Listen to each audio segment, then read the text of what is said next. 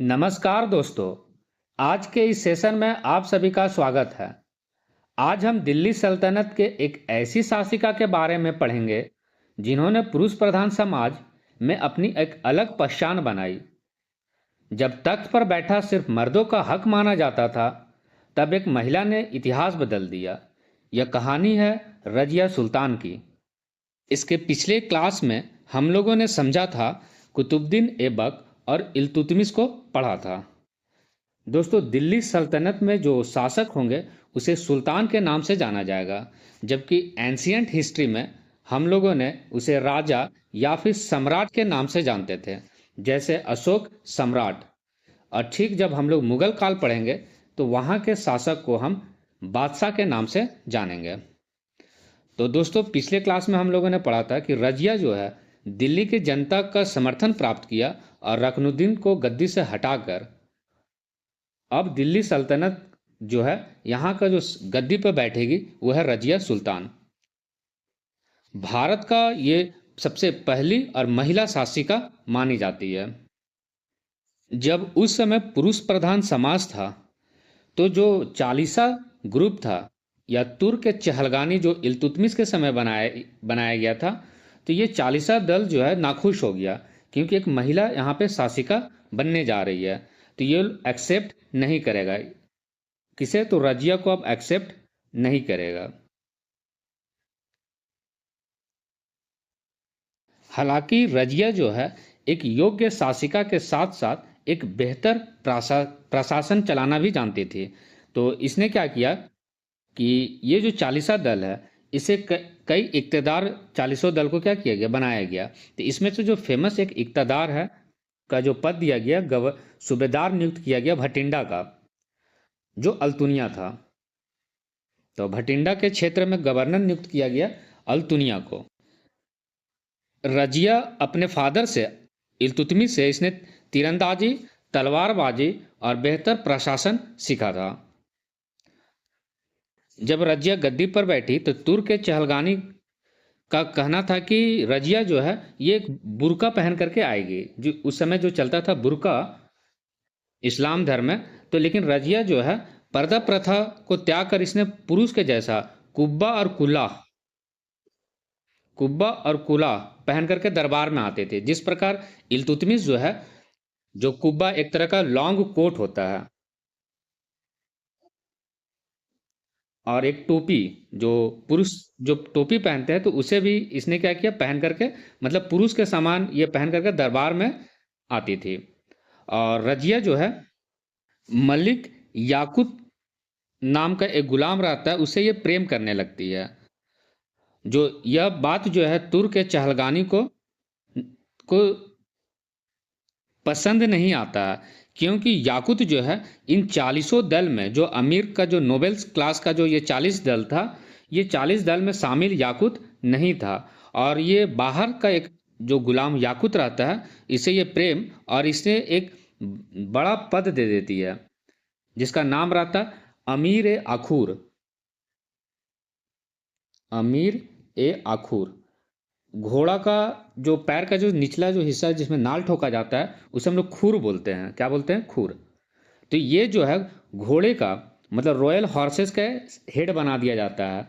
और ये मतलब एक पूरे सेना को ये इस पद जो इस जहाँ पे याकुत जो है अब इस पद को देखेगा, एक लीडिंग रोल करेगा सेना को, कि किसको कितना घोड़ा, कितना बेटर घोड़ा देना है, किसको कितना सेना रखना है, ये सारा जो है अब कौन देखेगा? याकूत। तो ये बात जो है तुर्क के चहलगानी को पसंद नहीं आया। तुर्क एक चहलगानी में से एक जो सरदार रहता है जो अल्तुनिया है, इसने क्या करता है कि याकूत को हत्या कर देता है, याकूत को मार देता है। और रजिया और मलिक याकूत के बीच में प्रेम और फिर बाद में इसके साथ विवाह हो जाता है। तो अल्तुनिया इस जो चालीसा दल का मेंबर रहता है, तो इसने क्या करता है, याकूत की हत्या कर देता है और रजिया को बंदी बना लेता है। वाकई में जो अल्तुनिया है सच में रजिया को जो है बंदी बना लेता है और मतलब कहने का मतलब कि रजिया के साथ और अल्तुनिया जो आपस में ये लोग दोनों विवाह कर लेते हैं, एक मैरिटल अलायंस हो जाता है। तो इससे रजिया को यह फ़ायदा हो जाता है कि इसका जो दिल्ली सल्तनत का जो गद्दी है ये बना रहेगा। और यहाँ पे रजिया और अल्तुनिया के बीच में विवाह हो जाता है क्योंकि याकूत की हत्या हो जाता है। रजिया और अल्तुनिया जो है इसने वापस जब गद्दी पर जो दिल्ली सल्तनत का जो गद्दी है वापस लेना चाहता है, क्योंकि यहाँ पे जो तुर्क चहलगानी था तो यहाँ पे गद्दी पर बैठा देता है बहराम शाह को। तो इस बहराम शाह को गद्दी से हटाने के लिए, मतलब वापस अपने दिल्ली सल्तनत को गद्दी प्राप्त करने के लिए, तो रजिया और अल्तुनिया जो है दिल्ली की ओर कूच करता है। तो इसी जब दिल्ली की ओर जब बढ़ता है तो हरियाणा के पास में एक कैथल नाम का एक जगह रहता है 1240 ईस्वी में। तो वहाँ पे कुछ डाकुओं के द्वारा एक कंस्पिरेसी होता है जो तुर्क के चहलगानी करते हैं। तो इन डाकुओं के द्वारा जो है इन दोनों की हत्या कर दिया जाता है, रजिया और अल्तुनिया का। इतिहासकार एल्फिस्टन अपनी पुस्तक में लिखता है कि रजिया एक योग्य शासिका होती, परंतु इसकी असफलता का जो कारण है यह महिला होना था। यदि रजिया पुरुष होती तो पूरे दिल्ली सल्तनत की सबसे सफल शासिका में से एक होती। तो किस प्रकार एक छोटे से काल 1236 से लेकर के 1240, मतलब 4 साल का जो ये काल है ये रजिया सुल्तान का है। इसके बाद यहाँ पे जो गद्दी पे बैठता है वो बहराम शाह है। किस प्रकार रजिया और अल्तुनिया का जो एक तुर्क चहलगानी का जो षड्यंत्र होता है, षड्यंत्र के द्वारा मारा जाता है रजिया और अल्तुनिया का। तो इसके बाद जो है तुर्क चहलगानी अब बहुत ही डोमिनेंट रोल आ जाता है। इसके बाद लगभग 30 साल तक जो है ये डोमिनेंट रोल अब रहेगा, ये किंग मेकर बन जाएगा। ये जो तुर्क चहलगानी है, तुर्क चहलगानी अब ये गद्दी पे बैठाएंगे खुद, किसको बैठाना है और किसको हटाना है। तो यहाँ इसके काल में पूरी तरीके से नियंत्रण हो जाता है तुर्क चहलगानी का। ये जो चालीसा दल था, 14 नोबल्स का जो ग्रुप था, तो ये इसका डोमिनेंस हो जाएगा।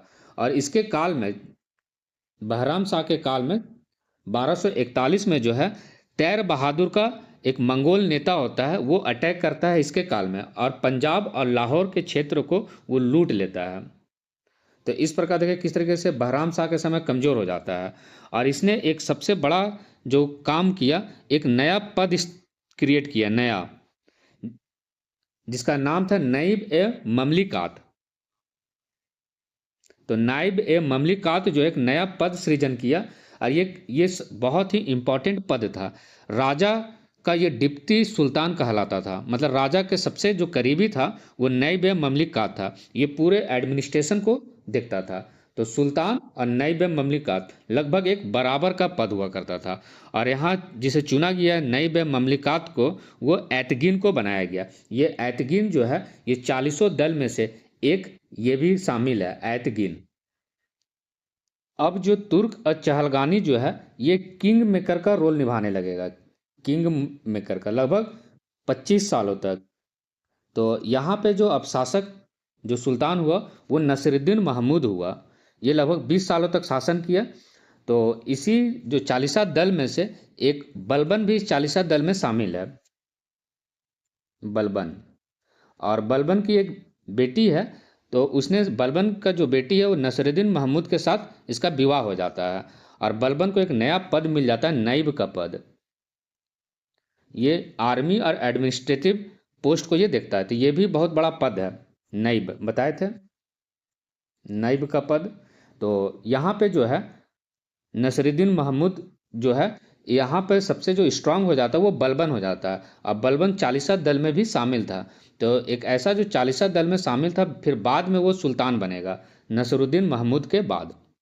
इतिहासकार बताते हैं कि जो नसीरुद्दीन महमूद है इसने अपना जीवन चलाने के लिए टोपी सिलकर और उस टोपी को फिर बेचकर और कुरान की आयतें लिखता था। मतलब एक जैसे पेज में जैसे कुरान की आयतें लिख दिया, कुछ कुरान में जो लिखा हुआ लाइन्स है।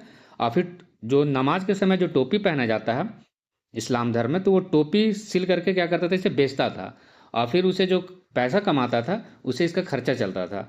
मतलब कहने का मतलब ये बहुत बड़े स्तर पे बिकता भी था, क्योंकि सुल्तान ने खुद लिखा है हाथों से कुरान की आयतें और टोपी खुद से बनाया हुआ है। तो सुल्तान है तो सुल्तान बेच रहा है तो ज़्यादा बिकता था, और उस टाइम जो लोग थे इसे खरीदना पसंद करते थे क्योंकि सुल्तान के द्वारा ये लिखा गया है और बेचा जा रहा है। ठीक वैसा ही जब मुगल काल आएगा तो औरंगजेब के समय में भी ठीक वैसा ही कुछ वहाँ पर भी कुरान की आयतें वो लिखता था और बेचता था। तो इतिहासकार बताते हैं कि इसने जीवन यापन करने के लिए कुरान की आयतें और टोपी सिलकर क्या करता था, बेचता था। तो ये नसरुद्दीन महमूद के काल के समय में बलबन एक स्ट्रांग पोजीशन पर आ जाता है, और बलबन का बेटी का विवाह भी किसके साथ होता है, नसरुद्दीन महमूद के साथ। अब इसके बाद जो पूरे दिल्ली सल्तनत में जो सबसे खतरनाक शासक होता है वो बलबन होता है, और फिर खिलजी डायनेस्टी में अलाउद्दीन खिलजी होता है। बलबन जो है ये इल्तुतमिश का स्लेब होता है और दिल्ली सल्तनत का सबसे ये कठोर शासक होता है क्योंकि इसने बहुत कठोर नियम लागू कर रखा था, और ये लगभग 1266 से लेकर के 1287 एडी के बीच का है। इसने अपने साम्राज्य को बढ़ाने के लिए इसने शासन का जो नीति अपनाया वो ब्लड एंड आयरन पॉलिसी का नीति को अपनाया, रक्त और लौह की नीति। बलबन जो है ये चालीसा दल के गर्दन पे इसने तलवार लटका दिया और बोला या तो ये सर कटेगा या तो फिर ये तलवार से कटेगा या फिर ये सर क्या झुकेगा। तो चालीसा दल ने क्या किया, सर को झुका दिया, मतलब तलवार से कटने नहीं दिया।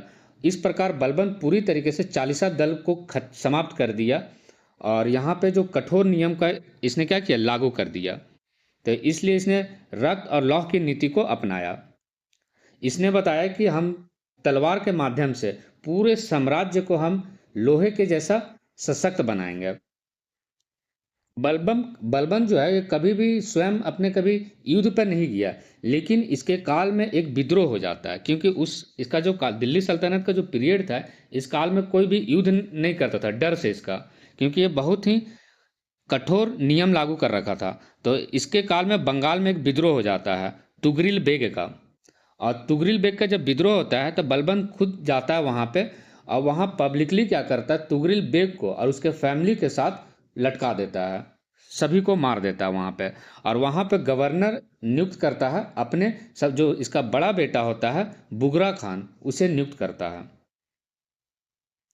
क्योंकि इसने कठोर नियम को लागू कर रखा था। तुगरिल बेग का हत्या और पूरे फैमिली को क्या करता है, इसे लटका देता है। और चालीसा दल को तो इसने क्या किया, समाप्त कर दिया। इसने स्वयं को बोला कि जो डिवाइन थ्योरी ऑफ किंगशिप को लागू किया, जिस प्रकार हम एंशियंट हिस्ट्री में भी देखते आए हैं कि राजा जो सम्राट है वो स्वयं को ईश्वर का छाया या फिर ईश्वर का अंश माना गया है, कि राजा जो है उसके अंदर ईश्वर का अंश है। तो ठीक वैसा ही बलबन भी जो है अपने साम्राज्य को मजबूत बनाने के लिए तो स्वयं को इसने क्या किया, दैवीय सिद्धांत को लागू किया। तो राजा जो ईश्वर का है वो प्रतिनिधि है, ईश्वर का दूत है, या फिर राजा के अंदर ईश्वर का अंश है।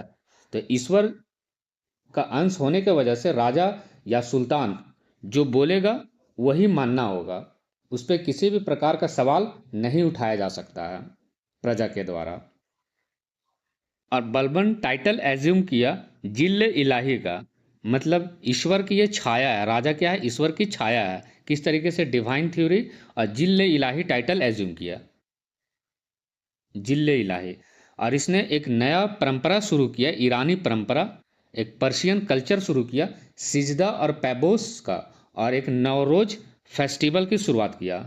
नवरोज एक पारसिस फेस्टिवल है जो मनाया जाता है, ईरान और पर्शियन कल्चर है नवरोज फेस्टिवल। सिजदा का मतलब होता है सर झुकाना होता है, राजा के सामने जो है सर क्या है, झुकाना है। तो सिजदा में सर झुकाना है। अब पैबोस में पैरों को क्या करना है, चूमना है, किसिंग द फीट। तो इसके दरबार में जब कोई आता था तो सिजदा मतलब सुल्तान को सर झुका करके एक प्रणाम किया जाता था, और पैबोस जब सुल्तान के जब करीब पहुंचता था दरबार में गद्दी में, तो गद्दी के पास में पैरों को क्या करना, चूमना पड़ता था। तो ये जो बलबन है, क्योंकि इसीलिए तो इसने डिवाइन किंगशिप का थ्योरी लागू कर रखा था, क्योंकि राजा जो है वो इसके अंदर ईश्वर का अंश है। तो आप क्या करें, किसिंग द फीट, पैरों को चूमना है, पैबोस। सिजदा और पैबोस जो है ये इस्लाम धर्म में विरुद्ध है। इस्लाम धर्म में सिजदा और पैबोस जो है वो सिर्फ अल्लाह के प्रति किया जा सकता है, सुल्तान या फिर किसी व्यक्ति के प्रति नहीं हो सकता है। तो सिजदा और पैबोज जो इस्लाम धर्म का ये विरुद्ध है, क्योंकि ये सुल्तान के प्रति करना है, जबकि सिजदा और पैबोज जो है ये सिर्फ ईश्वर के प्रति होता है, सिजदा और पैबोज। और यह जानता था कि लोग जो है शराब पीने के बाद लोग षड्यंत्र रचते हैं, पीने के बाद ये लोग क्या करते हैं, षड्यंत्र रचते हैं सुल्तान के खिलाफ। तो इसने क्या किया, शराब को बंद कर दिया, अल्कोहल पे पूरी तरीके से बैन लगा दिया। यदि कोई व्यक्ति अल्कोहल पीता पकड़ाता था तो उसे काट देता था। और किसी प्रकार का जो सार्वजनिक पब्लिक फेस्टिवल्स वगैरह, ताकि लोग इकट्ठा ना हो, और इकट्ठा होगा तो फिर वहाँ पे शराब चलेगा, और शराब चलेगा तो फिर षड्यंत्र रचा जाएगा बलबन के खिलाफ। तो इसने इस प्रकार का जो सार्वजनिक उत्सव है और शराब वगैरह पे इसने क्या किया, कंप्लीट बैन लगा दिया। बलबन के काल में दो नए डिपार्टमेंट का क्रिएशन हुआ। तो पहला जो डिपार्टमेंट था दीवाने आरिज, और दूसरा दीवाने बारिद। आरिज जो था ये आर्मी डिपार्टमेंट था। तो ए से आरिज है और ए से आर्मी डिपार्टमेंट। और इसे जो मैनेज करता था जो यहाँ पे, वो आरिज ममलिक कहलाता था, आरिज ममलिक। और दीवाने बारिद जो था ये गुप्तचर विभाग था। तो सुल्तान जो बलबन जो सुल्तान है, तो इस काल में जो है गुप्तचर विभाग भी बहुत इंपॉर्टेंट रोल निभाया। बलबन का दो बेटा होता है। बलबन का दो बेटा, जो बड़ा बेटा होता है वो शहजादा खान, और दूसरा जो होता है बुगरा खान,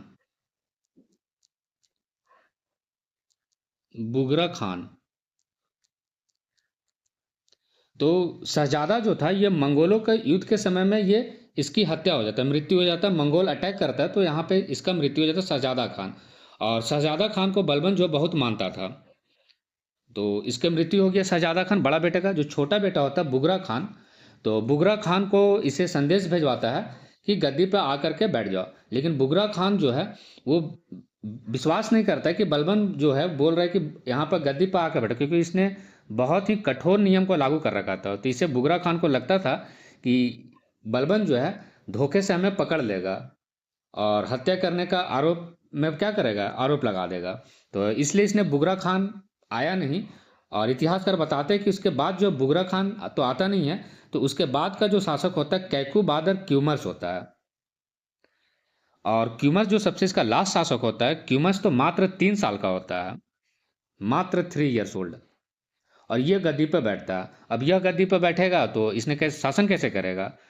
तो यहाँ पर एक अच्छा मौका मिल जाता है जलालुद्दीन खिलजी को। और जलालुद्दीन खिलजी जो है क्यूमर्स को हत्या कर करके और गद्दी पर बैठता है। और यहाँ से स्टार्ट हो जाता है खिलजी डायनेस्टी का। तो दोस्तों किस प्रकार हम लोगों ने पढ़ा कि बलबन का ब्लड एंड आयरन पॉलिसी और खुद को जिले इलाही और थ्योरी ऑफ किंगशिप के माध्यम से स्वयं को इसने सर्वश्रेष्ठ बनाया और पूरे साम्राज्य को क्या किया, इकट्ठा करके रखा। और बलबन जो है, बलबन बलबन में ही लगा हुआ है बल। तो एक इसने कठोर नियम और बल का अत्यधिक प्रयोग किया। तो इस प्रकार हम कह सकते हैं बलबन ने कठोर शासन, कड़े अनुशासन और मजबूत प्रशासन के बल पर बलबन ने दिल्ली सल्तनत को स्थिरता और शक्ति प्रदान किया। तो दोस्तों आज के लिए इतना ही। इस सेशन को यहीं पे समाप्त करते हैं। यदि आपको पीडीएफ नोट्स चाहिए इस सेशन का, तो आप डिस्क्रिप्शन बॉक्स में टेलीग्राम चैनल के लिंक से आप जुड़ सकते हैं। तो दोस्तों बहुत बहुत धन्यवाद। हम लोग अगले वीडियो खिलजी डायनेस्टी पे पढ़ते हैं।